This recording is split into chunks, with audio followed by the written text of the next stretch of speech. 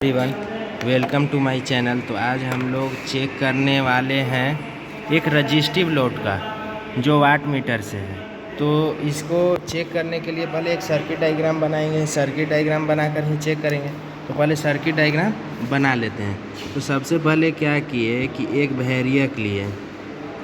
एक वैरियक से यहाँ पर हम सबसे पहले एक वाट मीटर लिए, एक लिए हम लोग क्या लिए, एक लिए हम लोग पोटेंशियल कॉइल, एक लिए करंट कॉइल।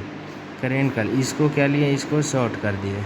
इसको शॉर्ट करने के बाद यहाँ पर हम लोग एम और सी को शॉर्ट कर दिए और यहाँ एल और भी से एक रजिस्टिव लोड को सप्लाई दे दिया। अब रजिस्टिव लोड के लिए हम लोग क्या लगाए हैं, एक बल्ब लगाए हैं जो कि रेटेड है 100 वाट और 100 वाट है 230 वोल्ट पे। तो 100 वाट लिख लिए और 230 वोल्ट है इसका इनपुट।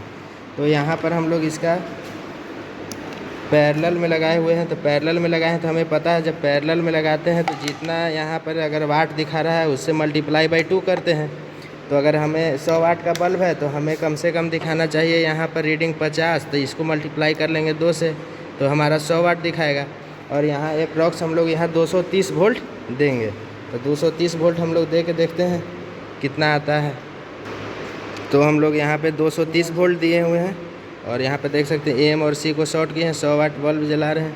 तो यहाँ पर देख सकते हैं 50 वोल्ट से थोड़ा सा मतलब एरर है, इंस्ट्रूमेंट एरर हो सकता है या नहीं तो बल्ब में भी एरर होता है। तो इसको यहाँ पर 50 रीडिंग आ रहा है। इसका मतलब है कि हमारा जो बल्ब है वो 100 वाट कंजप्शन कर रहा है। अब इसका करेंट निकालेंगे। तो यहाँ पर इसको सीरीज में मीटर लगा दिए हैं, ये एम्पियर में है, ये मिली एम्पियर में है। इसको सीरीज में लगा दिए हैं। तो यहाँ पर देख सकते हैं यहाँ पर करेंट रेटिंग कितना है 0.4। तो इसको नोट डाउन कर लेंगे। अप्रॉक्स हमारा जो करेंट आ रहा है एम्पियर में वो कितना रहा है 0.4 एम्पियर। तो ये 100 वाट का बल्ब है, इसका रेजिस्टेंस निकाल लीजिएगा। यहाँ से इसका करंट निकल जाएगा, यहाँ से इसका पावर निकल गया, सब कुछ निकल गया। यहाँ से ये देखिए वैरियक से दिए हैं 230 सप्लाई। देखिए जैसे हम लोग रजिस्टिव लोड कर रहे थे तो हम लोग क्या कर रहे थे, एम और सी को शॉर्ट किए। तो वीडियो में जैसे देखे तो हम लोग को करंट कितना मिल रहा था 0.4 एम्पियर मिल रहा था। हम लोग वोल्टेज कितना दे रहे थे 230 वोल्ट दे रहे थे और हमारा बल्ब था 100 वाट का था। तो 100 वाट का जब बल्ब था तो 100 वाट का जब बल्ब हम लोग लगाए थे तो 100 वाट का बल्ब जब लगाए हैं तो हम लोग का इसका रेजिस्टेंस पता करना है। तो रेजिस्टेंस कैसे पता चलेगा, ये 100 वाट का है और बल्ब रेटेड है 230 वोल्ट का। तो हम लोग जानते हैं power is equal to V square by R. तो हम लोग को इसका रेजिस्टेंस पता करना है। तो हम लोग लिख सकते हैं R is equal to V square by P.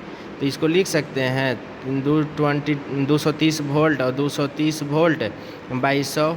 और इसको 0 से 0 काट देंगे, इसको 0 से 0 काट देंगे। और 23 इंटू 23 कितना होता है 500। 500 कितना होता है 529 होता है। तो हमारा रेजिस्टेंस कितना आ गया, रेजिस्टेंस आ गया 529 ओम। यूनिट लिखना ज़रूरी है। अब हम लोग ओम्स लॉ जब पढ़े होंगे तो हम लोग ओम्स लॉ थ्रू क्या लिखते हैं, V equal to I into R. तो हम लोग को V कितना पता है 230 और हम लोग को रेजिस्टेंस कितना पता है 529 इक्वल टू आई हो जाएगा। एक बार कैलकुलेटर दिखाइएगा। तो यहाँ 230 भागा 529 करेंगे तो कितना रहा है कितना रहा 0.43 एम्पियर। तो हम लोग जब मल्टीमीटर लगाए थे लोड के साथ तो हमारा इतना आ रहा था 0.4 एम्पियर आ रहा था ना। तो इसका मतलब कि हिंस ये प्रूफ हो चुका है कि हमारा ये जो 100 वाट का बल्ब है वो सेम कंजप्शन ले रहा है। और हम लोग रीडिंग भी देखे थे। रीडिंग क्या देखे थे वाट मीटर में देखे कि हम लोग को 100 वाट का जो बल्ब था वो दिखा रहा था 100 वाट। हम लोग 50 वाट दिखा रहा था, मल्टीप्लाई बाई 2 किए थे इक्वल टू 100 वाट आएगा। 100 वाट क्यों आएगा 100 वाट क्योंकि मल्टीप्लायर 2.5 एम्पियर में लगाए थे। जब 2.5 एम्पियर में लगाते हैं वाट मीटर में, जब हम लोग इस तरह से लगा देते हैं तो हम लोग इसका मल्टीप्लाइंग फैक्टर क्या हो जाता है इंटू 2।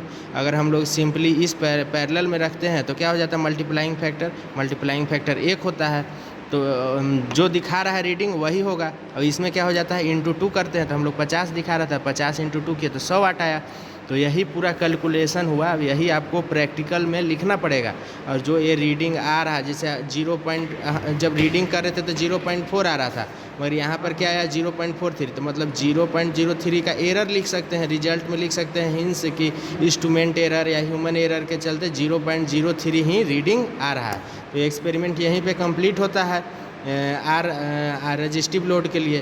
तो होप आप लोग को अच्छा से समझ में आया होगा, और समझ में आया तो वीडियो को लाइक, शेयर और सब्सक्राइब करिए, और हमारे चैनल को सब्सक्राइब करिए, और अपने दोस्तों के पास, इलेक्ट्रिकल स्टूडेंट के पास ज़रूर शेयर करिए, क्योंकि इस टाइप पे एक्सपेरिमेंट हम यहाँ पे करते रहते हैं, और आपको हम इसी प्रकार का एक्सपेरिमेंट आपको दिखाते रहते हैं। इलेक्ट्रिकल का हर प्रकार का जानकारी, प्रैक्टिकल जानकारी आपको यहाँ पे दिखाई देते हैं, और हम लोग करते हैं प्रैक्टिकल पूरा।